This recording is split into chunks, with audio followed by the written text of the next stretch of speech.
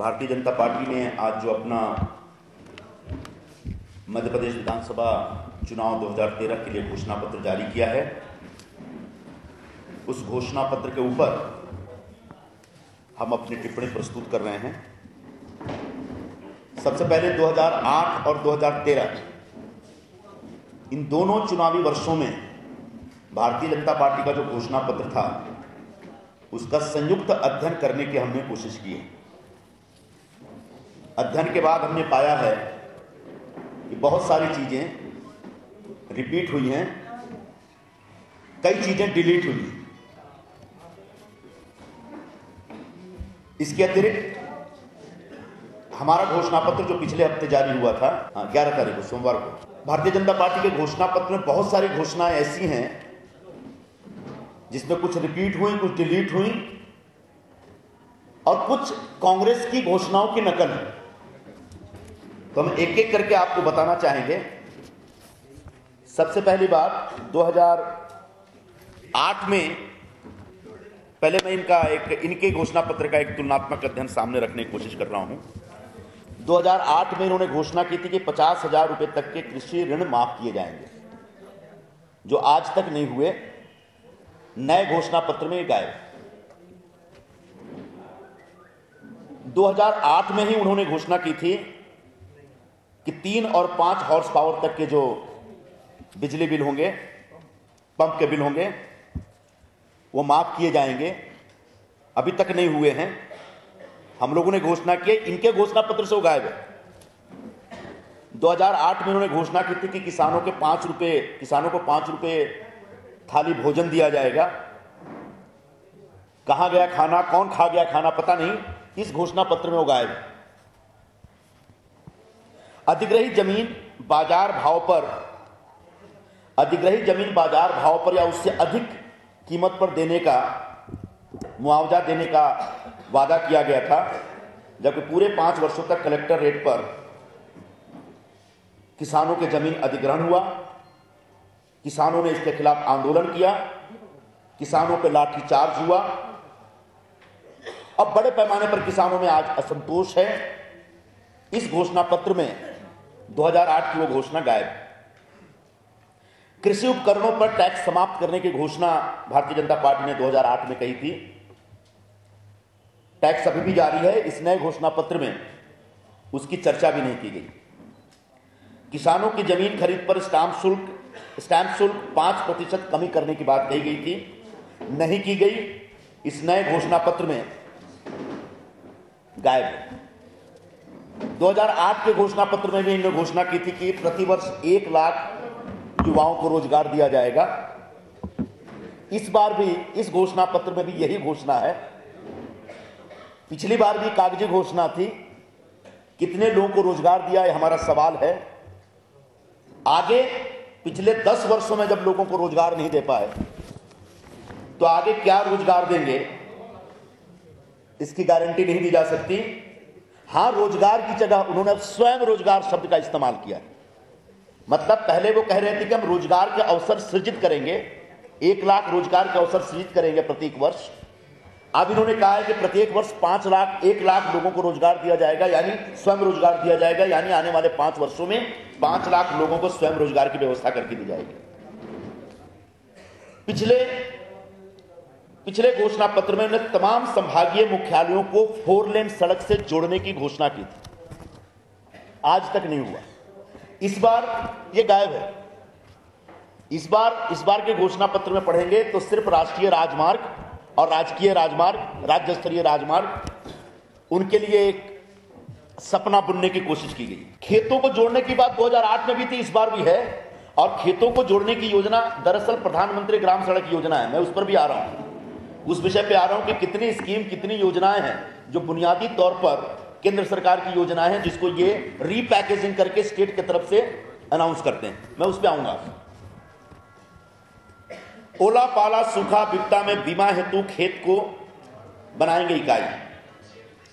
10 वर्षों में ऐसा नहीं हुआ। इस बार भी इतना ओला पाला हुआ, लेकिन आप मध्य प्रदेश के किसानों से पूछें, उनको किसी प्रकार का मुआवजा नहीं मिला, बल्कि उसको लेकर के जबरदस्त असंतोष है गांव गांव में। और नए घोषणा पत्र में इसकी कोई चर्चा नहीं है। अधिकारियों को के समान कर्मचारियों को भी भाड़ा भत्ता, अग्रवाल आयोग का भी भाड़ा भत्ता नहीं दिया। इस बार नए आयोग का वादा किया गया है। उच्च शिक्षा, हाँ, पिछली बार उस पे आते हैं। पिछली बार उन्होंने घोषणा की थी कि एम्स की तर्ज पर 6 बड़े हॉस्पिटल, जिसको हम सुपर स्पेशलिटी हॉस्पिटल कहते हैं, इस तरह का हॉस्पिटल बना के देंगे। इस बार वो हॉस्पिटल का जो वादा है गायब हो गया और उस हॉस्पिटल की जगह पर मेडिकल कॉलेज, 5 मेडिकल कॉलेज और 15 नर्सिंग होम की चर्चा की गई। इसके अतिरिक्त 1620 मेडिकल कॉलेजेस में क्या बोलेंगे सीटें हैं डॉक्टर बनने के लिए, डॉक्टर्स की पढ़ाई करने के लिए। अब वो 1600 को बढ़ा करके 5000 करने का वादा किया गया है। व्यापम घोटाला के जो तरह तरह प्रकार निकल के आए थे, उस घोटाले से मुझसे ज्यादा आप सभी लोग वाकिफ हैं। पिछले 10 वर्षों में जितनी मेडिकल की परीक्षाएं हुई थी, जिनको पीएमटी कहते हैं, उन तमाम परीक्षाओं की जांच हो रही है। 400 बच्चे ऐसे थे जिनको एडमिशन दिया गया और माना जा रहा था कि अयोग्य बच्चों को एडमिशन दिया गया, जिनका एडमिशन कैंसिल हो गया और उनको पुलिस ढूंढ रही है। यानी पहले 1620 सीटों के ऊपर ये भ्रष्टाचार करते थे, अब आने वाले दिनों में 5000 सीटों पर व्यापक स्तर पर भ्रष्टाचार करने की योजना इस घोषणा पत्र के आधार पर स्पष्ट हो रही है। अनुसूचित जाति वर्ग के रिक्त पदों को 6 माह में भरने की व्यवस्था, ये 2008 की घोषणा है कि एसटी शेड्यूल ट्राइब जो कम्युनिटी है उसके लिए जो रिजर्व जो रिक्त पद हैं उनको 6 महीने में भरा जाएगा। आदिवासी क्षेत्रों में 18,000 शिक्षकों के पद रिक्त पड़े हैं आज भी। नए घोषणा पत्र में पूरी तरह से मौन। नए घोषणा पत्र, पुराने घोषणा पत्र, नए घोषणा पत्र में एक और चीज आदिवासियों के बारे में बड़ा दिलचस्प है। इन्होंने कहा था कि आदिवासी समाज के लिए जो जमीन के पट्टे होते हैं, जिन्होंने लगातार खेती की है, ये इन्होंने कहा एसटी कम्युनिटी के लिए कि वन भूमि पर पीढ़ियों से काबिज वनवासियों को जमीन के अधिकार देने की प्रक्रिया प्रारंभ, ये 2008 में घोषणा की थी। इस घोषणा पत्र में इसका कहीं जिक्र नहीं है, बल्कि पूरा अनुसूचित जाति जनजाति कल्याण पर 2 पन्ने थे पिछली बार, इस बार सिर्फ 1 लाइन। इसी तरह से अल्पसंख्यक कल्याण पे 2 पन्ने थे, इस बार सिर्फ 1 लाइन। ये बुनियादी तौर पर जो मैं आना चाह रहा था इस मुद्दे पे कि ये क्या कह रहे हैं। ये 2005 में भारत सरकार ने एक ट्राइबल राइट एक्ट बनाया, जिसमें जिस जमीन पे जो खेती करता है, जिस जमीन पे जो आदिवासी रहता है, वो जमीन उसकी होनी चाहिए और जमीन के पट्टे आदिवासियों के नाम पे करने की व्यवस्था है उस कानून में। और उस कानून को लागू करने में 2 राज्य सरकारें बुरी तरह से फेल हुई हैं इस देश में। उसमें एक आपके मध्य प्रदेश सरकार है, दूसरी गुजरात सरकार। गुजरात का आंकड़ा तो मुझे मालूम है, मध्य प्रदेश का आंकड़ा आपके पास हो तो आप बताना। गुजरात का आंकड़ा मैं आपके सामने रख रहा हूं। लगभग 1,29,00,000 आदिवासियों के निवेदन वहां पे आए जमीन के पट्टे के लिए, जिसमें मुश्किल से 4,500 आदिवासियों को जमीन का पट्टा दिया गया। यानी इस व्यवस्था के लिए किसी भी पर्यावरण मंत्रालय की अनुमति की आवश्यकता नहीं है। यह कानून राज्य सरकार को इंपावर करता है कि बगैर पर्यावरण मंत्रालय के अनुमति के अगर आदिवासी ने जमीन का पट्टा मांगा है और वो साबित करता है कि उस जमीन पे वो वर्षों से, पीढ़ियों से रह रहा है, या तो ये व्यवस्था हो सकती है, ये राज्य सरकार को तय करना है कि क्राइटेरिया क्या होगा। 10 साल से उस जमीन पे आदिवासी रह रहा है, 2 पीढ़ी से रह रहा है, 3 पीढ़ी से रह रहा है, उस जमीन पे खेती कितने साल से कर रहा है, उस जमीन पे रह कितने साल से रह रहा है, उसके घर में रहने का जो आवासीय प्रमाण पत्र होता है वो कितना पुराना है। ये सारा क्राइटेरिया राज्य सरकार को तय करना है। केंद्र सरकार का इसमें कोई रोल नहीं है, राज्य सरकार को इनेबलिंग प्रोविजन देने हैं। लेकिन मध्य प्रदेश सरकार ये काम नहीं कर पाई। 2008 में ये घोषणा थी, आज पर्यावरण मंत्रालय के नाम पर बिल फाड़ते हुए आज इस घोषणा को भी इस घोषणा पत्र में भूल गए। मेरा कहने का आशय है, अच्छा, आतंकवाद और नक्सलवाद से मुकाबला करने के लिए खुफिया तंत्र मजबूत किया जाएगा, ऐसी घोषणा भारतीय जनता पार्टी ने 2008 के घोषणा पत्र में की थी। राज्य की राजधानी में ही नक्सलियों के हथियार बनाने की फैक्ट्री 3 वर्ष से चलती रही, जिसे बाहरी सुरक्षा एजेंसियों ने पकड़ा। उसके बाद सिमी के आतंकवादी इस राज्य सरकार की पुलिस के नियंत्रण से फरार हो जाते हैं। आज इस बार के घोषणा पत्र में इसके ऊपर कोई चर्चा नहीं। खुफिया तंत्र मजबूत करेंगे, आतंकवाद से लड़ने के लिए ये करेंगे, कोई ऐसा संकल्प नहीं व्यक्त किया गया। निजी क्षेत्र में एक बिजली का क्षेत्र, अटल ज्योति की बात होती है। सबसे पहले इन्होंने पिछले 2008 के घोषणा पत्र में घोषणा की थी कि निजी क्षेत्र की 40,005 मेगावाट विद्युत परियोजनाओं 40,005 मेगावाट की विद्युत परियोजनाओं के लिए निजी क्षेत्र के कंपनियों से समझौता किया गया है। पिछले बार घोषणा की, एक भी योजना शुरू नहीं हुई, एक भी योजना लागू नहीं हुई। इस बार के उसमें घोषणा पत्र में इसका कहीं जिक्र नहीं। हाँ, जिक्र क्या है, बिजली के संदर्भ में क्या जिक्र है बताता हूं आपको।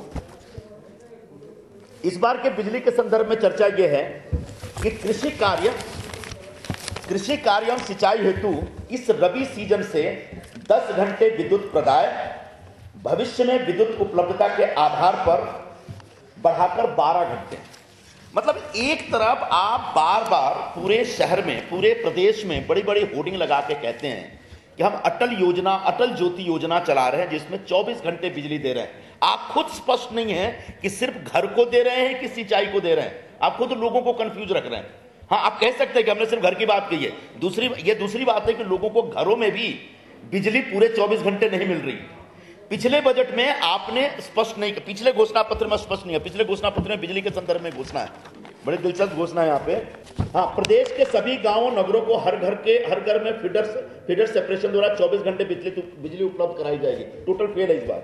मध्य प्रदेश में बिजली उत्पादन दृष्टि से आत्मनिर्भर बनाया जाएगा। टोटल फेल है। हर खेत को कृषि हेतु पर्याप्त बिजली उपलब्ध कराई जाएगी। ये 2008 की घोषणा है। और 2013 की घोषणा है कि कृषि कार्य एवं सिंचाई हेतु इस रबी सीजन में 10 घंटे विद्युत प्रदाय और भविष्य में विद्युत उपलब्धता का आधार 12 घंटे। मतलब सरकार खुद स्वीकार कर रही है कि 24 घंटे तक बिजली सप्लाई नहीं हो रही है।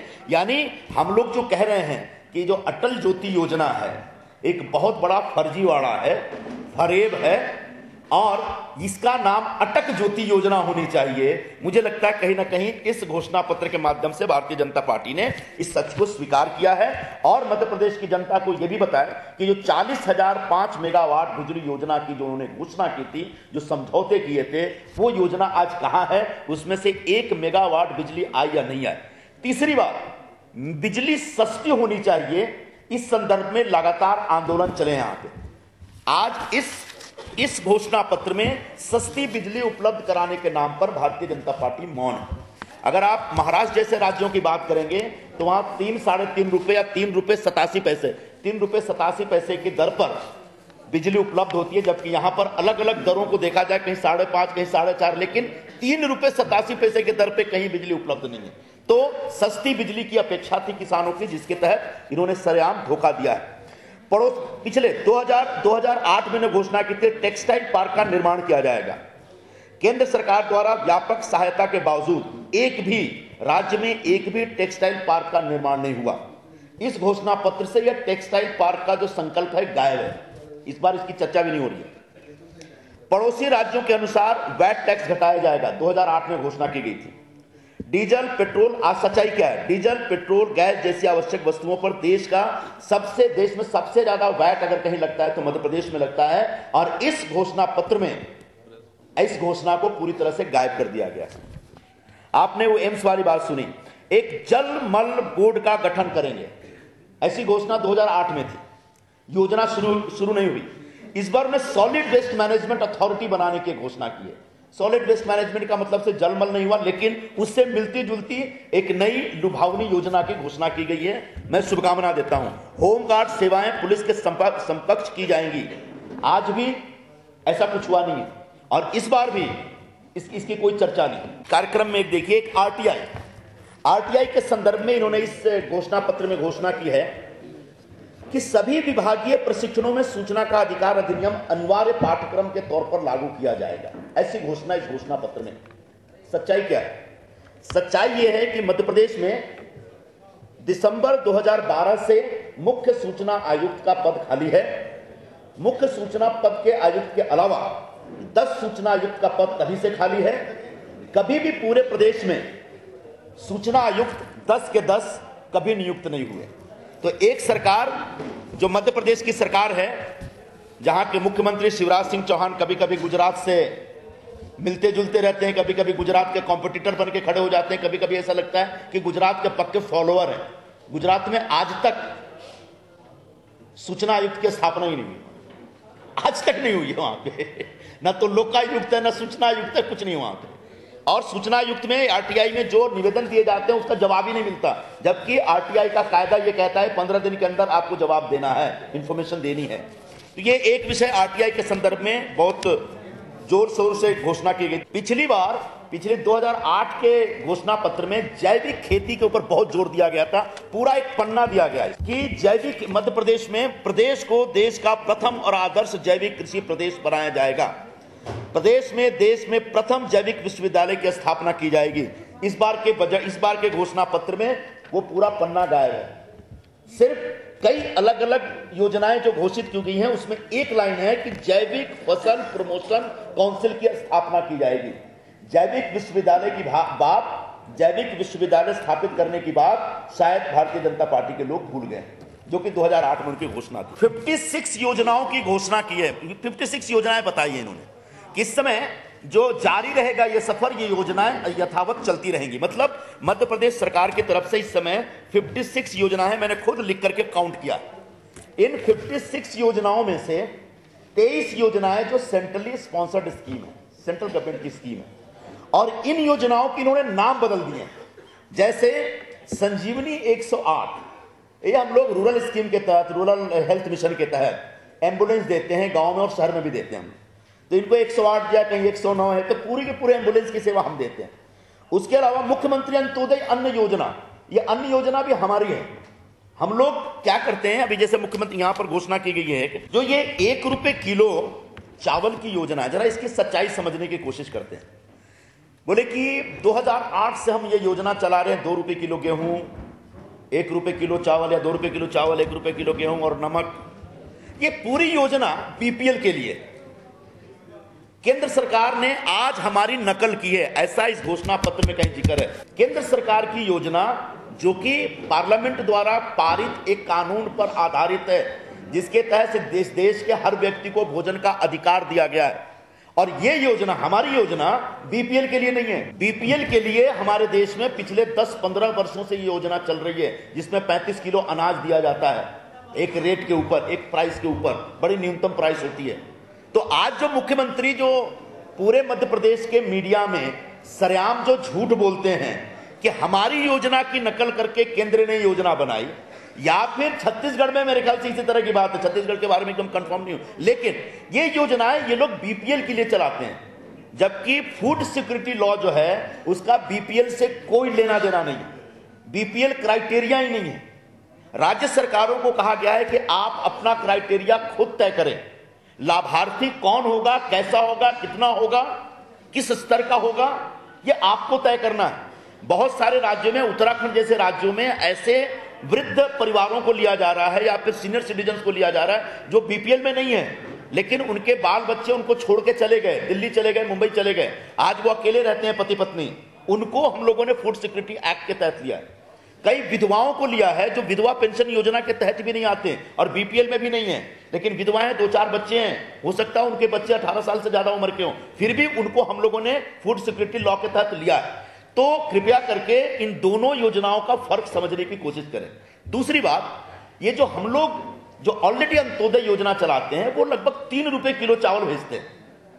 3 रुपए किलो चावल केंद्र सरकार भेज रही है राज्य सरकारों को। राज्य सरकार से कहते हैं कितने लाभार्थी आप नाम बताइए, उसकी संख्या दीजिए, उतना अनाज हम 3 रुपए किलो के हिसाब से दे रहे हैं। यानी जिस चावल की मार्केट में कीमत 23 रुपए है, उसको 3 रुपए में हम दे रहे हैं। 20 रुपए की सब्सिडी सेंट्रल गवर्नमेंट ले रही है। अब 3 रुपए के चावल पर राज्यों के मुख्यमंत्री, या सिर्फ मध्य प्रदेश की बात नहीं है, उड़ीसा की भी यही बात है, वहां के मुख्यमंत्री क्या कहते हैं कि अच्छा तुम 3 रुपए किलो चावल दे रहे हो, हम 1 रुपए किलो चावल देंगे, लेकिन वो 23 रुपए किलो का चावल खरीद के 1 रुपए में नहीं दे रहे हैं। हमने जो 3 रुपए किलो का चावल दिया है उसको वो 1 रुपए में बेच रहे हैं। मतलब मैंने 20 रुपए प्रति किलो सब्सिडी का बोझ ढोया या सहा, बर्दाश्त किया, आप महज 2 रुपए किलो का सब्सिडी का बोझ ढो रहे हैं, सह रहे हैं, और उसके बाद केंद्र सरकार की पूरी योजना को रीपैकेजिंग करके मुख्यमंत्री अन्न योजना करके आप प्रस्तुत कर रहे हैं। मैं मध्य प्रदेश की सरकार से पूछना चाहूंगा कि मुख्यमंत्री अन्न योजना जो आप चला रहे हैं उसमें दरअसल कितना अनाज सेंट्रल गवर्नमेंट से आता है और उसमें कितना अनाज आप ऐड करते हैं। मुख्यमंत्री अन्न योजना के तहत कितना सब्सिडी आप झेलते हैं और कितनी सब्सिडी केंद्र सरकार झेलती होगी, इसका अनुमान, इसका आकलन आप मध्य प्रदेश की गरीब जनता के सामने रखें, तब पता चलेगा कि मुख्यमंत्री अन्न योजना की सच्चाई क्या है। मेरा ऐसा मानना है कि देश में, हमारे देश में कुछ विभूतियां इतनी महान और श्रेष्ठ हैं कि उनको कोई भी पुरस्कार या सम्मान दिया जाए तो वो विभूतियां नहीं बल्कि वो सम्मान और पुरस्कार खुद सम्मानित और पुरस्कृत होते हैं। सचिन तेंदुलकर को भारत रत्न देना भारत के लिए गौरव की बात होगी। एक अरसे से हम इस प्रकार की मांग कर रहे थे। अगर हमारे महामहिम राष्ट्रपति जी ने ऐसी कोई इच्छा जारी की है या अधिसूचना जारी की है, मैंने देखा नहीं है। मैं इसका स्वागत करता हूं, उनको धन्यवाद देता हूं और भारत सरकार से मांग करता हूं कि जितना जल्दी हो महान बल्लेबाज, भारत के महान सपूत और महाराष्ट्र मराठी बोलने वाला जो एक नागरिक है जिसने पूरी दुनिया में क्रिकेट के लिए एक नई परिभाषा, एक नया ग्रामर, एक नया व्याकरण दिया, ऐसे महान बल्लेबाज को जितना जल्दी हो भारत रत्न का सम्मान दिया जाए।